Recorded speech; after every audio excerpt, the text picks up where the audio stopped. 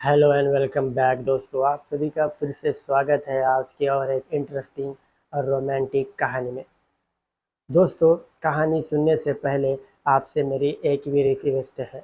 बस इस कहानी बस अगर ये वीडियो आपको अच्छा लगे तो इस वीडियो को लाइक और मेरे चैनल को सब्सक्राइब ज़रूर करके रखिए, क्योंकि आगे भी आपको ऐसे ही रोमांटिक कहानियाँ सुनने को मिलेगी। दोस्तों, आपके एक लाइक से हमें मोटिवेशन मिलता है और हमारा हौसला ऐसे ही बढ़ते रहता है। तो आइए दोस्तों, बिना देर किए हुए इस कहानी को शुरू करते हैं। दोस्तों, ये कहानी है गीता नामक महिला की। गीता अपनी कहानी में बताती है कि गीता की शादी 2 साल पहले ही रोहन के साथ हो जाती है। गीता जब रोहन के घर आती है तो बहुत ही हंसी खुशी से वो रहती है, क्योंकि रोहन उसे कोई भी कमी नहीं होने देता। रोहन उसकी हर ख्वाहिश को पूरा करता है, पर एक ही गीता की ख्वाहिश रहती है, उसे ही रोहन पूरा नहीं कर पाता। वो ख्वाहिश होती है वो ख्वाहिश एक ऐसी ख्वाहिश होती है जो पति पत्नी के बीच में होती है। दोस्तों, उसे बहुत सारी खुशियाँ तो मिल रही थी, पर एक खुशी के कारण ही गीता बेचैन रहने लगी थी। गीता को वो खुशी चाहिए थी जिसकी वो आस लगाकर बैठी थी, पर वो खुशी गीता को नहीं मिल रही थी। तो जानेंगे दोस्तों आगे इस कहानी में कि आखिर कौन सी वो खुशी थी, कौन सा वो एहसास था जो गीता को नहीं मिल पा रहा था। गीता का दिन तो रोहन के कॉफ़ी के साथ ही शुरू होता था। रोहन जल्दी ही सवेरे उठकर गीता के लिए पहले कॉफ़ी बना लिया करता था, क्योंकि गीता को तो एक वो एक क्योंकि रोहन गीता को एक अच्छी दोस्त की तरह ही रख रहा था। गीता को ज़्यादा वो काम भी नहीं करने देता था। गीता थी कि अपने मंद गीता जो थी अपने मन में ही वो ख्वाहिश को दबा रही थी। वो इस बात को रोहन से कह नहीं पा रही थी, क्योंकि रोहन दिलो जान से उसे प्यार करता था। तो रोहन उसे किसी भी बात की कोई भी तकलीफ नहीं देता था। यही कारण था कि गीता उसे ये बात नहीं कह पा रही थी। रोहन जब भी गीता के साथ क्रिकेट खेलता, वो पूरी ताकत से तो खेलता था, पर बीच में ही छोड़कर बाजू में हो जाता था। यही बात का गीता को बहुत ही दुख होता था, क्योंकि गीता उस मंज़र तक तो पहुंचती थी, पर पहुंचने से पहले ही उसे वापस आना पड़ता था। वो खुशी का एहसास वो चाहती थी जिसकी वो आस लगाए बैठी थी रोहन से, पर रोहन आधे सफ़र में ही उसे छोड़कर वापस आ जाता था। वो काम तो करता था, पर आधे में ही वो काम छोड़कर थक जाया करता था। अब यही चिंता गीता को सताने लगी थी। गीता को जो खुशी चाहिए थी, वो खुशी रोहन से नहीं मिल पा रही थी। अब गीता ना ही रोहन से कह सकती थी और ना ही किसी के साथ ये बात शेयर कर सकती थी। उसे कहीं न कहीं तो लगता था, अगर मैंने ये बात रोहन से कह दी तो रोहन अगर मैंने ये बात रोहन से कह दी तो रोहन के मन को कितना दुख पहुँचेगा। इसीलिए वो रोहन से नहीं कह पा रही थी, और उसकी दिल में जो बात छुपी हुई थी, वो बात वो किसी से कह भी नहीं सकती थी। उसके दिन ऐसे ही गुजर रहे थे। दिन तो ऐसे मायूसी में ही निकल रहे थे। गीता को तो अब लग रहा था कि शायद मैं कभी उस खुशी तक नहीं पहुंच सकती जिसकी मैं आज रोहन के साथ लगाकर बैठी हुई हूँ। पर दोस्तों, अब गीता हताश हो चुकी थी, क्योंकि रोहन उसे वो खुशी नहीं दे पा रहा था। अब उसे कोई अच्छे आदमी की तलाश थी जो उसे उस मंज़र तक पहुँचाए, उस खुशी का एहसास दिला पाए। और इसी बीच राजेश और इसी बीच रोहन का एक दोस्त था, राजेश नामक। राजेश हमेशा रोहन के घर आ जाया करता था। गीता भी उसे देखती थी, पर गीता की हिम्मत ना ही उससे बात करने की होती थी और ना ही उससे नज़र मिलाने की, क्योंकि वो बहुत ही स्ट्रिक्ट और वो क्योंकि वो बहुत ही स्ट्रिक्ट आदमी था। वो वो भी ज़्यादा गीता से बात नहीं किया करता था। और गीता तो चाहती थी कि वो आगे होकर उससे बात कर पाए, पर वो तो बात करता ही नहीं था, बस अपने काम से ही मतलब रखता था। रोहन उसे कभी-कभी खाने पर भी बुला लिया करता था। एक दिन की बात है दोस्तों, जब राजेश और रोहन साथ में ही घर पर आ गए थे। तभी रोहन अपनी पत्नी से यानी कि गीता से कहता है, गीता जाओ, जल्दी से हम दोनों के लिए खाना लेकर आओ। आज बहुत काम था ऑफिस में, तो बाहर जाने के लिए भी टाइम नहीं मिला। उस वक्त रात के 8 बज रहे थे। तभी गीता गड़बड़ में किचन के अंदर जाती है और जो खाना उसने बनाया था उन दोनों के लिए, वो खाना वो सब उन दोनों के सामने लाकर रख देती है। तब वो दोनों खाना खाने लग जाते हैं। तो रोहन अपनी पत्नी से कहता है, गीता तुम भी बैठो, तुम भी खाना खा लो। पर गीता को मालूम था कि खाना तो उसने दोनों पति पत्नियों के लिए का ही खाना तो उसने सिर्फ दोनों पति पत्नी का ही बनाया था। अब तीसरे आदमी का तो खाना नहीं था। इसीलिए उसने कहा कि मुझे भूख नहीं है, आप दोनों खा लीजिए। पर उस वक्त गीता को भी बहुत ही भूख लग गई थी। और तभी रोहन के फ़ोन की घंटी बज जाती है दोस्तों। तभी रोहन के बॉस का फ़ोन होता है और रोहन का बॉस रोहन से कहने लगता है कि तुम अभी तुरंत ऑफिस के लिए आ जाओ, मुझे तुम्हारे साथ बहुत ही अर्जेंट मीटिंग करनी है। तो रोहन बीच में ही खाना छोड़कर ऑफिस के लिए निकल जाता है और जाते जाते राजेश से कहता है, राजेश तुम पेट भरकर खाना खा लो, मैं अभी आधे घंटे में वापस आता हूँ और मेरे आने तक तुम जाना नहीं।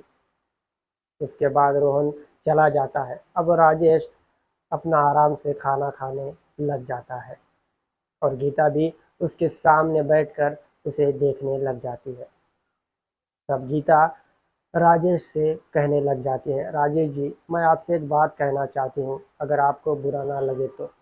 तब राजेश कहता है गीता से, बेझिझक होकर कहिए भाभी, आप क्या कहना चाहती है। तब गीता कहने लगती है, राजेश जी मेरा एक काम था आपसे, क्या आप वो काम कर पाएंगे। तब राजेश कहता है, जी भाभी ज़रूर करूँगा मैं आपका काम, आप बताइए तो सही कि क्या काम है। तब गीता शर्माती हुई कहती है, वो काम ज़रा पर्सनल है, मेरी आपसे हिम्मत ही नहीं हो रही है कि आपसे कहूँ किस अंदाज से। तब राजेश कहता है, भाभी आपका कहने का मतलब मुझे कुछ समझ में नहीं आ रहा है, ज़रा आप मुझे डिटेल में बताइए तो मैं समझूं और मैं आपकी मदद कर सकता हूँ। तभी गीता राजेश से कहने लग जाती है और राजेश को वो धीरे धीरे करके सब हकीकत बता देती है। गीता राजेश को बताती है कि आपके दोस्त तो मुझे क्रिकेट खेल का मज़ा दे ही नहीं पाते, मेरी जन्नत के ऊपर तो वो सवार होते हैं, पर आधे में ही सफ़र छोड़कर वापस गिर जाते हैं। अब बताइए, अब ऐसी सिचुएशन में मैं क्या करूं? मुझे वो खुशी चाहिए, पर आपके दोस्त तो वो मुझे खुशी दे ही नहीं पा रहे हैं। अब मैं क्या करूं? ये बात मैं किसी को भी बता भी नहीं सकती। अगर ये बात मैंने आपके दोस्त से कही तो उनके दिल को कितनी तकलीफ़ होगी। अब इसीलिए इस बात को मैं अंदर ही अंदर दबा कर बैठी हूँ। आज मैंने ये बात आपके साथ शेयर की तो मेरे दिल को बहुत ही सुकून मिल रहा है। तभी राजेश हैरान हो जाता है, क्योंकि राजेश को भी कहीं न कहीं ये लग रहा था, जैसे ये मर्द को उस खुशी की होश होती है, वैसे औरत को भी होती है। औरत और इंसान में कोई फ़र्क नहीं होता। जितनी करने की क्षमता औरत की होती है, उतनी ही मर्द की भी होती है। दोनों भी पति पत्नियों को वो सुख बराबर ही मिलना चाहिए, पर इस सुख की प्राप्ति अब गीता को नहीं हो रही थी। वो अकेले ही इन सारे दर्द को झेल रही थी। तभी राजेश गीता से कहता है, पर इसमें मैं आपकी क्या मदद कर सकता हूँ भाभी जी। तब गीता राजेश से कहती है, देखिए राजेश देखिए राजेश जी, आप मेरी बहुत कुछ मदद कर सकते हैं।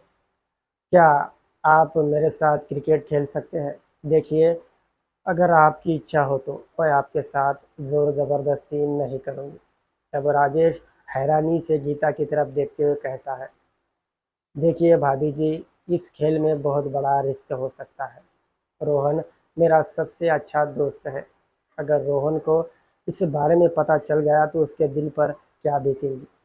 आप इसकी चिंता ना करें राजेश जी, मैं सब कुछ संभाल लूँगी। पर राजेश सोच में पड़ जाता है। उसे तो ये सब कुछ ठीक नहीं लग रहा था, पर वो क्या करता। वो अपनी भाभी को इस सिचुएशन में रख भी नहीं सकता था। उसे मालूम था कि औरत को भी उस खेल की बहुत ही ज़रूरत होती है। उस खेल के बिना हर कोई अधूरा होता है।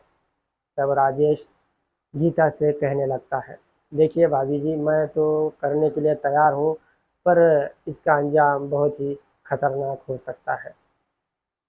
तब गीता अपना फ़ोन निकाल कर रोहन को फ़ोन लगाती है। रोहन को पूछती है कि आपको और कितना वक्त लगेगा, आपके दोस्त आपका इंतज़ार कर रहे हैं। तब रोहन कहता है, मुझे अभी भी 2-3 घंटे का वक्त लग सकता है। तुम राजेश से कहो कि वो खाना खाकर चले जाए, मेरा इंतज़ार ना करे।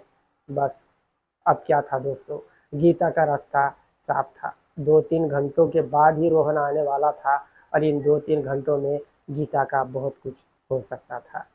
तभी गीता खुशी खुशी राजेश से कहने लगती है, अब हमारा रास्ता साफ हो चुका है। रोहन 2-3 घंटे के बाद ही आने वाला है। तब तक हम दोनों बहुत कुछ कर सकते हैं। और तभी गीता अपने कमरे का दरवाज़ा बंद करती है और अपनी सारी जन्नत राजेश के सामने खुली कर देती है। इधर राजेश भी अब वो करने के लिए बेचैन हो रहा था।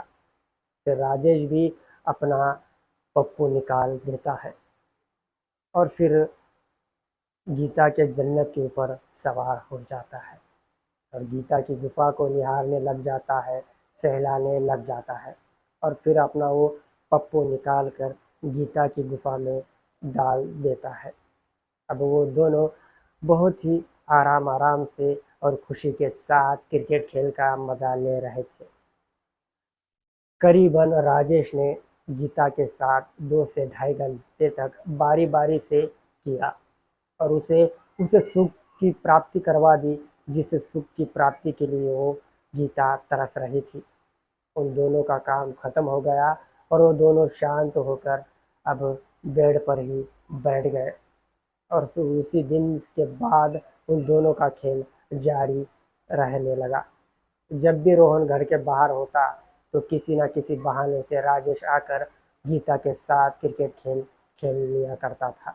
अब इन दोनों का अब अच्छी तरह से वो काम हो रहा था और राजेश को तो इस बात और रोहन को तो इस बात की कोई भनक भी नहीं थी। पर दोस्तों, इसमें ज़्यादा खुशी तो गीता को ही मिल रही थी, क्योंकि गीता बहुत दिनों से बेचैन थी इस खुशी को पाने के लिए। अब उसे वो खुशी भी मिल रही थी और साथ में वो मज़ा भी ले रही थी क्रिकेट खेल का। तो दोस्तों, ये थी हमारी आज की रोमांटिक कहानी। आशा करता हूँ ये कहानी आपको बहुत ही पसंद आई होगी। अगर ये कहानी आपको पसंद आए तो मेरे इस वीडियो को लाइक और चैनल को सब्सक्राइब ज़रूर कीजिएगा, क्योंकि मेरी हर नई वीडियो को आप सबसे पहले देख सकते हैं। तो दोस्तों, मिलते हैं और किसी ऐसी ही इंटरेस्टिंग कहानी के साथ। तब तक के लिए धन्यवाद।